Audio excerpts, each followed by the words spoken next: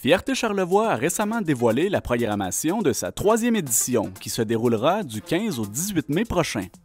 On assiste à la programmation de Fierté Charlevoix, qui est une fierté donc, pour promouvoir, sensibiliser, démystifier un peu la communauté LGBT, donc la communauté gay, lesbienne, bisexuelle, name it, toutes les lettres que tu veux, auprès de la population de Charlevoix.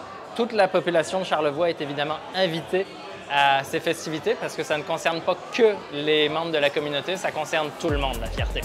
Le jeudi, une conférence de Gris Québec sera organisée pour sensibiliser le public à la diversité sexuelle et de genre. Un souper partage et un chansonnier animeront la soirée du vendredi. Le samedi, un marché printanier et un concert musical inviteront au rassemblement. La soirée se terminera au bar Tony et Charlot de Baie-Saint-Paul avec une performance de drag queen. Les festivités se clôtureront le dimanche avec un spectacle d'humour et un DJ set au Bistrot des Balcons. Les co-porte-parole du festival expliquent pourquoi ils ont à cœur le mandat qui leur a été confié. Moi, ça fait presque un an, le 1er mai, que je suis ici dans Charlevoix. Je suis issue de la communauté. Puis je pense que je me suis rapidement sentie très inclus dans cette communauté-là. Puis je pense que c'est venu naturellement d'aller vers quelque chose qui me ressemble, des humains qui me ressemblent, des projets qui me ressemblent. Puis je pense que mon bagage professionnel et humain a permis de pouvoir créer des trucs en partenariat avec des gens. Puis je pense que ça venait du cœur. Ça a été naturel pour moi, puis je suis privilégiée d'avoir pu travailler là-dessus. Ça fait 3 ans que je suis sur le comité de pilotage, donc c'était un peu naturel que je commence à prendre un peu plus de place sur la place publique. Ils nous révèlent également leur coup de cœur personnel dans cette 3e édition de l'événement. Pour moi, c'est sûr que je suis organisateur du marché, puis je suis hôte de la fierté qui va se passer à la ferme Ambrosia. Mais mon coup de cœur, honnêtement, ça va être la conférence de Lydia Desgagnés de Gris Québec qui va se passer à la bibliothèque Laure Conant à la Malbaie le jeudi soir. Parce que c'est important de voir des gens qui parlent de leur vécu, qui vont parler d'eux-mêmes, puis de voir que c'est des gens comme les autres. On est des gens comme les autres, on a les mêmes rêves, les mêmes aspirations. Pour moi, c'est pas mal mon coup de cœur.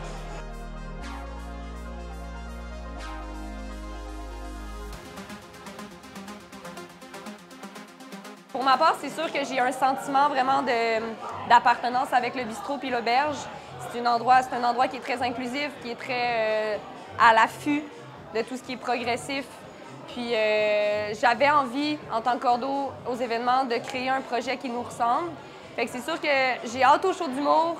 J'ai hâte que les gens rient, que ça se termine sur quelque chose de léger, quelque chose qui est en lien aussi avec tout ça. C'est des gens issus de la communauté, c'est des gens qui parlent de sujets sensibles, de sujets politiques, de sujets engagés.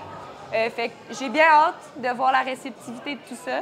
Puis le show de drague, quand même. Le show de drague, c'est comme un grand classique aussi dans notre communauté, je pense. Fait que je pense que pas mal, oui. Pour danser un peu, puis ça va faire un bon samedi. La co-porte-parole rappelle que les festivités sont diversifiées et qu'elle cherche à rejoindre plusieurs groupes dans la population régionale. Je pense qu'on avait envie d'approcher le plus de gens possible dans la région, mais aussi la variété de gens. Puis je pense que de sentir que les familles sont incluses, sont les bienvenues, mais autant les jeunes que les alliés, je pense que c'était très pertinent. Puis je pense que la programmation est représentative de ce qu'on voulait faire.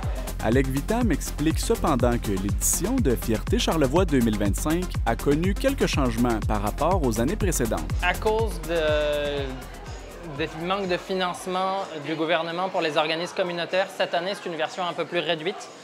On a plus dû se reposer sur des financements privés, comme des jardins. Sinon, on voit que tranquillement, pas vite, les esprits commencent à s'ouvrir, j'ai l'impression, dans Charlevoix.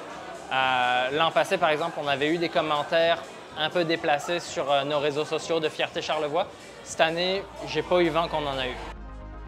Pour en apprendre davantage, les personnes intéressées peuvent consulter les réseaux sociaux et le site web de Fierté Charlevoix.